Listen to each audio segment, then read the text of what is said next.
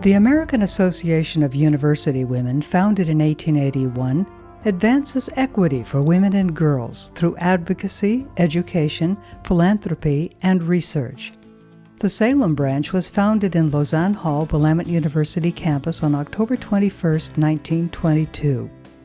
Our oral history project is a record of our lifetime members who worked tirelessly for over 50 years to make women and girls a priority. They kept our branch going and thriving. They came before us and led the way. We are honored to present the stories and reflections of Marion Churchill.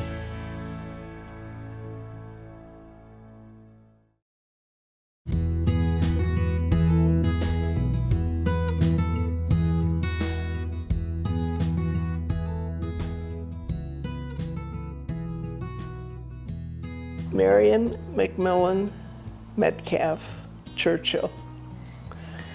And I was born in Conneaut, Ohio on October 27th, 1925.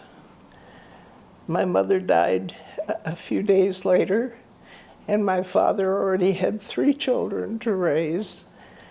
So I went to live temporarily with a cousin in Cleveland, Ohio. And as it happened, a young couple had just bought a house on the street, and they were planning to adopt children. And guess where I went? I went to Frank and Velma Metcalf. McMillan was my parents' name, and they gave it to me as a middle name. I grew up in Cleveland Heights. I went all 12 years to the same school system, pretty rare. Noble Road School was the elementary. Monticello was the junior high, and Cleveland Heights High School was senior high. While I was in grade school, we visited Berkeley, California, where my uncle was doing some apartment caring, and I fell in love with the University of California. I thought the campus was so beautiful, and everything about it that I saw appealed to me. I kept talking about going there. The war came along, and I thought that was the end of Berkeley, but I was able to make that transition to go to school and finished my 4 years at Berkeley. I met my husband at Berkeley on a blind date, and he was wanting to go to law school and decided on Willamette, and they accepted him, and so we decided to get married before he came up here. We had some of our teachers who volunteered to tutor at the women's prison. The women's prison only prison was in Salem at that time, and it had a separate little building right next to the prison, and one went through the same routine of going through, getting checked in and out every time, that sort of thing. But we were able to help some of the women who were trying to get their GEDs and didn't have resources to pay for it or anything. So that was a good project. But the next project that came up was very interesting to me. I think Grace Thorpe was the ringleader for it, and she suggested that these women talked so much about their children, and almost all of them had children, young children. And why didn't we teach them something about how to train children and how to entertain them while you were doing it.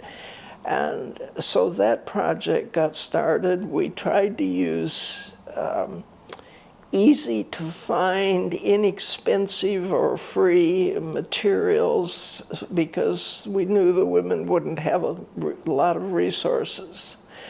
And that project took about 13 weeks of our time, and quite a few of the ladies participated in that. And I'm not quite sure how we got into the men's prison library, but we discovered that their library had no sort of cataloging at all, and that they had a lot of books, but they were stacked and piled, and there were shelves, but they weren't on the shelves, and so we volunteered. The excitement that was felt in the prison because of having the library in order was palpable. You really, when they saw us coming, they knew what we were doing. And I didn't finish that project because I had emergency surgery that took me out.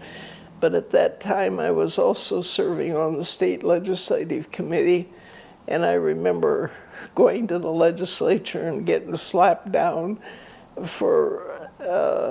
because what business did we have asking for help for the women's prison? And we were asking for books and paper and pencils, and we were working there. We knew what they had and what they didn't have. And that was that was sort of a sad experience because I had been doing a lot of legislative work prior to that, and I was just a couple weeks away from the surgery, and I didn't really feel like going, but they had nobody else, so I got dressed and went, and then got slapped down by people that I thought should know better than to treat me that way. Anyway, those things happen. I was recovering from surgery and didn't feel much like going to the legislature, which always involved a bit of walking and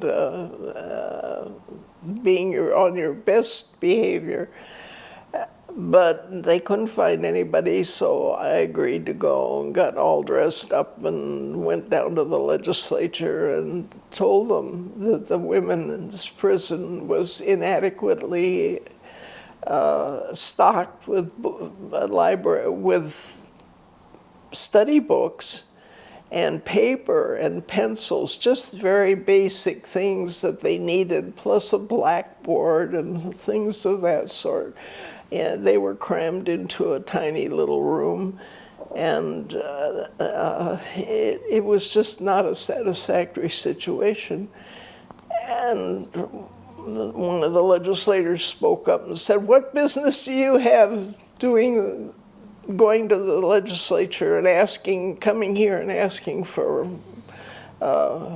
things for the women's prison?" And I said, "We've been working in the women's prison with the prisoners, and we note these deficiencies, and we wanted to bring them to your attention." "Well, you haven't any business being here." And I cracked up.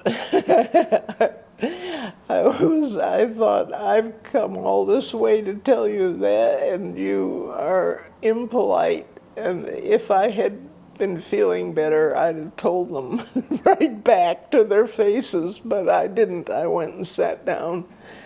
And I was very disturbed and found it difficult to go back to the legislature for a while. And I think I had been a very fair testimony provider for them on a number of different issues that AUW was interested in. as well as League of Women Voters and other groups that I belong to. And I always identified myself as being from AAUW when I was speaking from AAUW. But it's interesting how one little event can sort of jade you and make it difficult to pick up the pieces and go back. I guess I've just enjoyed the women and the fellowship and all the rest that goes along with being an AAUW member, and learned and grown. And that was one thing that I thought was important when I first joined. I hadn't done a lot of community activities as young people do these days. And so I learned from the experienced gals what to do, how to do it, how to go about it, what do you do for fundraising, and all the rest. And it was great. It was really worthwhile to me, and I've appreciated it as I've worked through.